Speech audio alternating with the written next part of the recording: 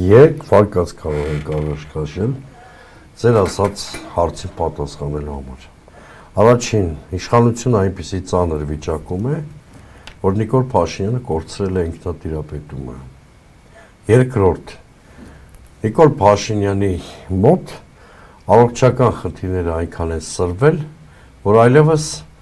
ոչ մասնագիտական շրջանակներ, այսինքն բժիշկները եւ ոչ էլ նրա շրջապատը չեն կարողանում կառավարել նրա վարկագիծը եւ երրորդ տարբերակը երկուսը միասինն է։ Հիմա ես հակված չեմ իհարկե մտածել, որ Նիկոլ Փաշինյանը գիժ է։ Չեմ բացառում, որ որոշակի առողջական խնդիրներ կարող է ունենալ։ Ես կրկնում եմ, հակված չեմ մտածել, որ նա չի կարողանում կառավարել իրեն։ Ավելի շուտ մտածում եմ, որ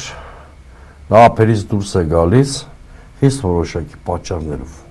Տեսեք, Նիկոլ Փաշինյանը 3 ապրանք ունի, որը մտադիր է վաճառել պայմանական ապրանք հայ ժողովրդի վրա։ Դրանք են առաջին կոռուպցիայի կամ թալանի թեման է։ Ինչի հունից դուրս եկավ։ Դե պատգամավորներից մեկը, տվյալ դեպքում Հայաստան խմբակցության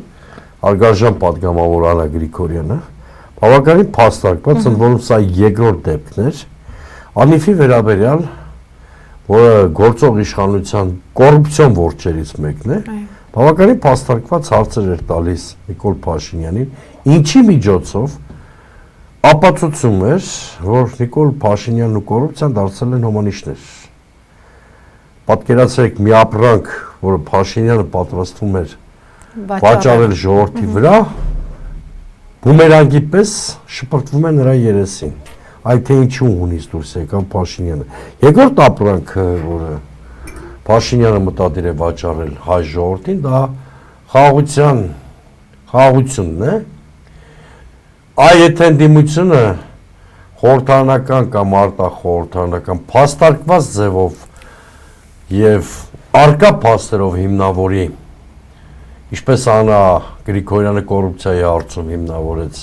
որ Նիկոլ Փաշինյանը պատերազմի իրցիկ է, դուք ավելի հիստերիկ Փաշինյան կտեսնեք։ Եվ վերջապես երրորդ ապրանքը դա Եվրոպա տանող ճանապարհն է, որը դարձյալ մի կեղծ իմիտացիոն process է եւ այստեղ էլ դիմությունը փաստարկներով օրոարև չտա Նիկոլ Փաշինյանին։ Արդեն ինչներ նրա հավասարակշռությունից դուրս գալու կամ տիրապետելու անկարողության մոտիվը։